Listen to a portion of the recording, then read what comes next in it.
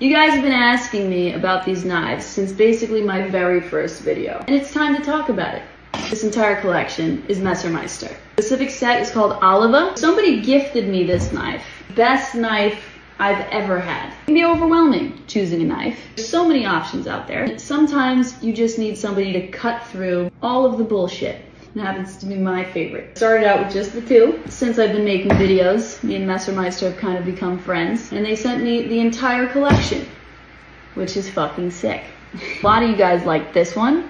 This is their Nakiri knife. Really, really cool. A bread knife, a cheese knife, cleaver. Who doesn't love a cleaver? Very nicely balanced, heavy. Looks really nice. We're doing a little bit of a holiday giveaway. Messermeister is gonna give away 5 knives to 5 people. Any knife from the Oliva collection. So in order to win, all you have to do is like this post and follow both me and Messermeister will pick one of you at random to win a knife. In honor of the holidays, and also a way to say thank you all so much for being here, watching me do this weird thing I do. Merry fucking Christmas.